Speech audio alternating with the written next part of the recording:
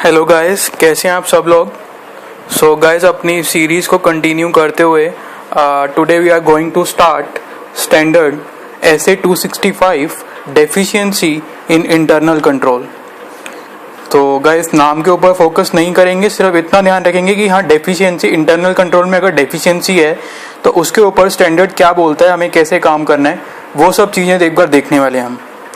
तो स्टार्ट करते हैं गाइस। सबसे पहला क्वेश्चन स्टैंडर्ड में हमारे पास आता है, question number 1, meaning of deficiency in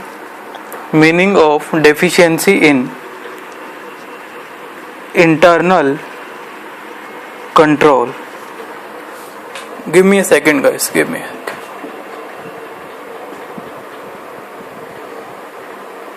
ठीक है, meaning of deficiencies in internal control. तो गाइस, इसका क्या मतलब है देखते हैं।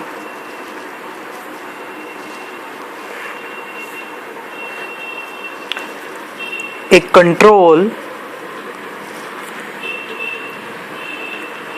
necessary to prevent, correct and detect misstatement is missing, or a control is present but unable to prevent, detect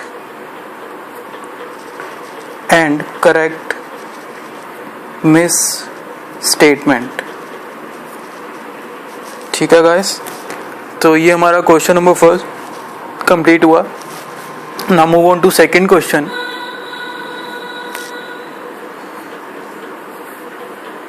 question number 2, can auditor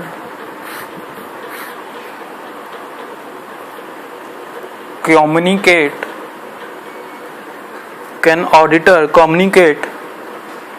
other internal control matters as well?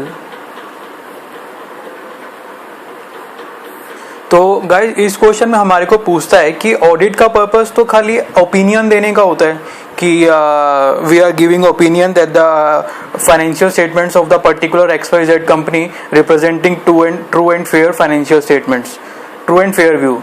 तो हमारा तो खाली ओपिनियन देने का काम होता है। बट ये कह रहा है इस पर्टिकुलर एसे में क्या हम ओपिनियन देने के अलावा कुछ इंटरनल कंट्रोल में जब प्रोसीजर्स लगाते टाइम अगर कुछ इंटरनल कंट्रोल में हमारे को डेफिशिएंसीज पता लगती हैं तो क्या हम उनके बारे में उसको मैनेजमेंट को बता सकते हैं या नहीं बता सकते। तो गाइस, देखते हैं, एक बार स्टार्ट करते हैं। While performing risk assessment procedure, auditor come across certain deficiencies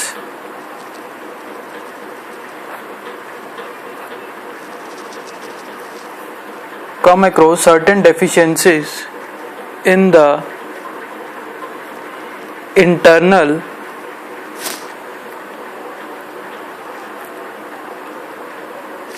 control,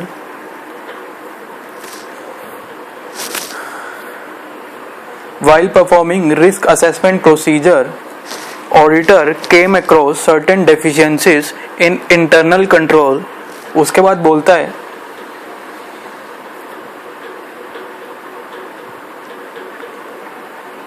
then the auditor can communicate deficiencies in internal control along with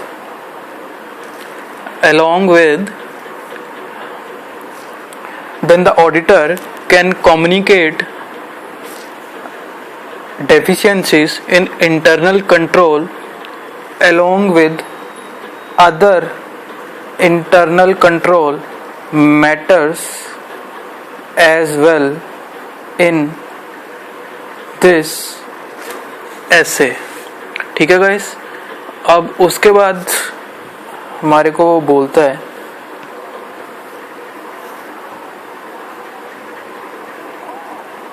auditors duty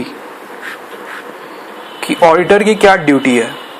तो ऑडिटर की ड्यूटी देख लेते हैं गाइस.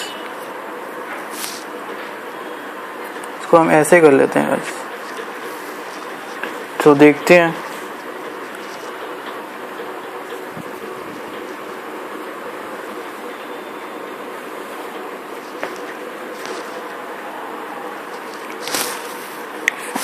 ऑडिटर्स ड्यूटी देखते हैं. सबसे पहले गाइस चलो एक बार राइटअप कंप्लीट करते हैं, उसके बाद एक बार समझेंगे. If the auditor identifies some deficiencies in internal control, consider whether such deficiencies are significant deficiencies. Now the दो केस बनेंगे, नो एंड यस. तो नो पे क्या होगा और यस पे क्या होगा ये हम देखते हैं नेक्स्ट पेज पे.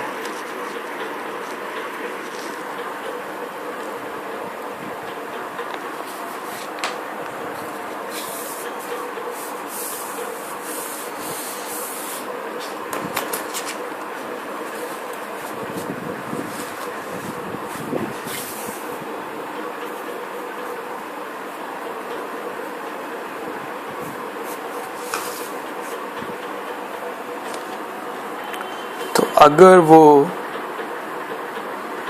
if he says yes and no, if he says yes that the deficiencies are important, are material, then auditor shall communicate these deficiencies to management plus TCWG.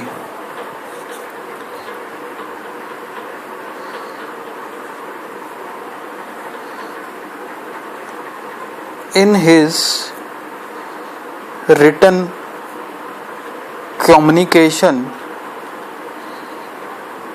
which includes first point, description of the deficiencies. Second point is, first point description of the deficiency. Second point is objective of the audit is to express opinion on financial statement. Third point is reporting of deficiencies limited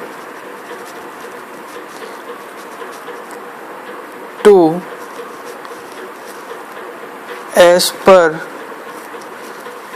the auditor materiality.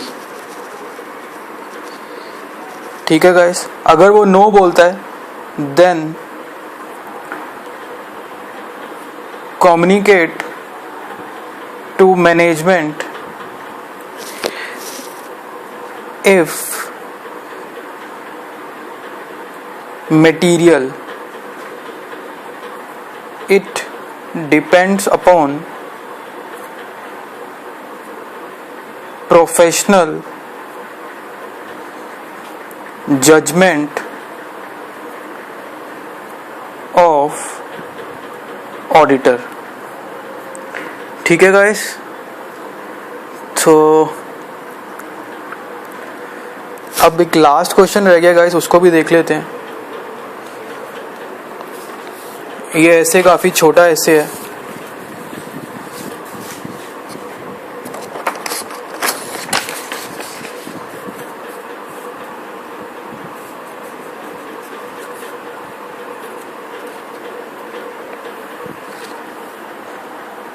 Indicators, question number 3,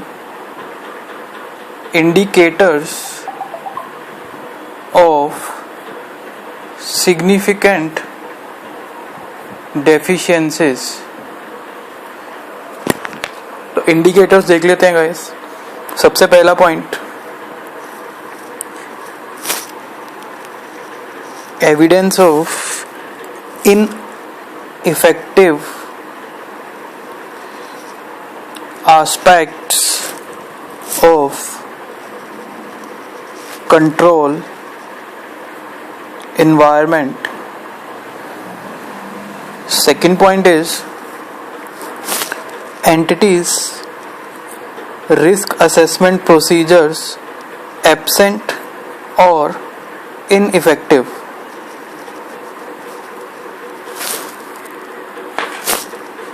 Correction of prior period misstatements arising due to fraud or error.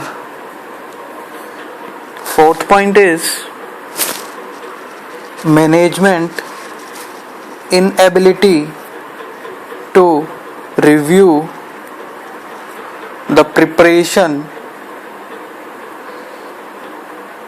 of financial statements. तो guys ये कुछ main points हैं कि जो indicate करते हैं कि हाँ इंटरनल कंट्रोल में डेफिशिएंसीज हैं. तो एक बार स्टार्टिंग से देखते हैं ऐसे को क्या बोलता था.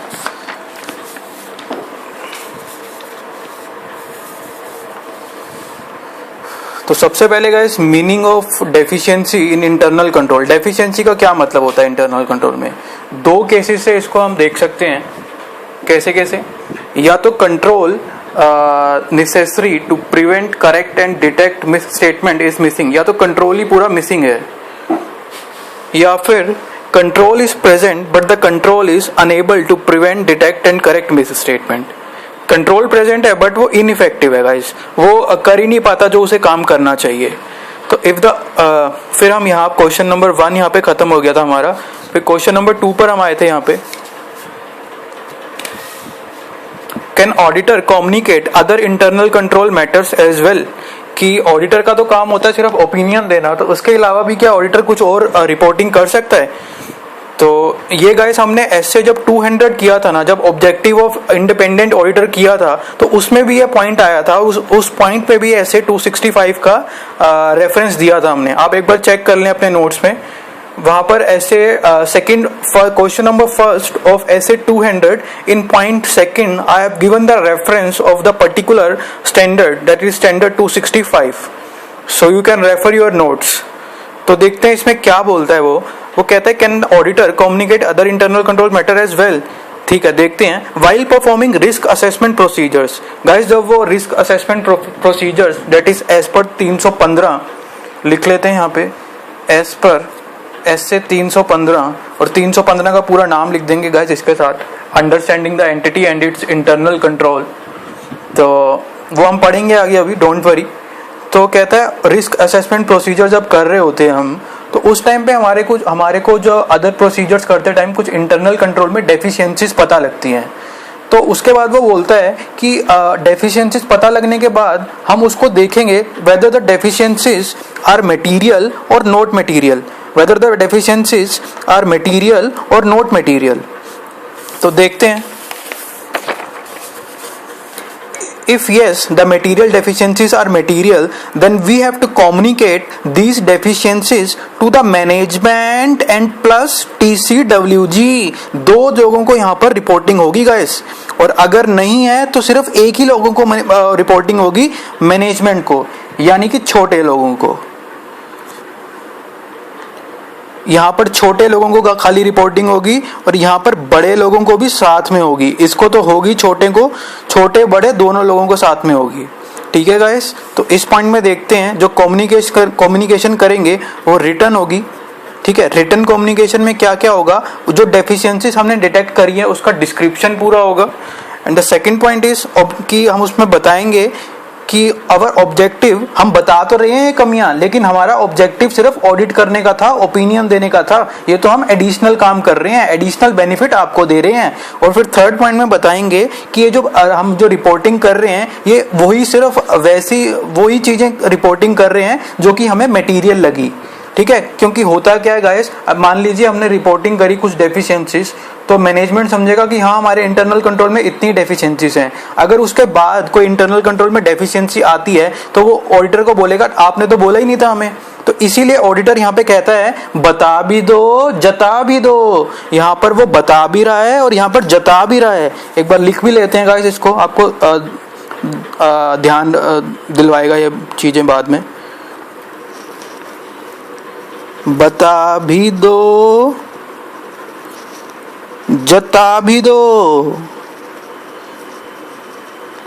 बता भी दो यानी कि उसको बता दो ये है, और जता भी दो कि हमारा काम नहीं था ये, हम तो बिना फालतू में कर रहे हैं, एडिशनल काम कर रहे हैं आपके लिए. तो ये पॉइंट यहाँ पे खत्म होता है हमारा. और अगर वो नो है तो उसको अपने हिसाब से देखना है. अगर वो मटेरियल लगती हैं उसको अपनी प्रोफेशनल जजमेंट के हिसाब से, तो वो खाली सिर्फ मैनेजमेंट को रिपोर्ट करेगा. तो थर्ड क्वेश्चन में क्या था गाइस कि इंडिकेटर्स थे कि कब हमें शक होता है कि हाँ इंटरनल कंट्रोल में डेफिशिएंसीज हैं. तो या तो evidence of ineffective control environment जो उनका है वही इनइफेक्टिव है, एंटिटी के रिस्क असेसमेंट प्रोसीजर करती नहीं है और करती भी है तो इनइफेक्टिव है. थर्ड पॉइंट इज जो अभी हमने देखा है कि ऑडिटर इसी साल आया है, नया ऑडिटर अपॉइंट हुआ है और उसने इस साल देखा है कि कुछ प्रायर पीरियड एडजस्टमेंट्स हुई हैं, प्रायर पीरियड्स करेक्शंस हुई हैं. वो ऐसी करेक्शंस हैं कि फ्रॉड रिलेटेड करेक्शंस हैं. ठीक है गाइस, इसको हम डिटेल में पढ़ेंगे ऐसे 240 में, सो डोंट वरी. तो फोर्थ पॉइंट में वो कहता है कि management inability to review the preparation of financial statements. जो सीनियर लेवल का बंदा है, सीएफओ या कोई भी particular person, chief finance officer, ठीक है, वो अनेबल है, उसके ऊपर इतना प्रेशर है कि वो जो प्रिपेयर होता है वर्किंग जो फाइनेंशियल स्टेटमेंट प्रिपेयर होती हैं वो उसको देख ही नहीं पाता. तो गाइस इसी के साथ हमारा स्टैंडर्ड 265 खत्म होता है. तो अगर आपको वीडियो पसंद आई हो तो लाइक करना और कमेंट करना और शेयर करना ना भूलें guys. We are doing just for the benefit of the students, so our main motive is to provide more and more benefit to every students. कि अगर वो किसी वजह से अपना कुछ कोचिंग क्लासेस नहीं ले पाया या उसने कोचिंग क्लासेस ली बट अब वो आर्टिकलशिप के दौरान पूरा लंबा टाइम लैप्स हो गया, कुछ चीज़ें दिमाग से निकल गई, तो एक बार वो गाइस एक बार कैचिंग करने के लिए, गो थ्रू करने के लिए it's a better option guys. So share as more as possible because guys sharing is always caring. God bless you all. Thank you guys. Jai Hind, Jai Bharat.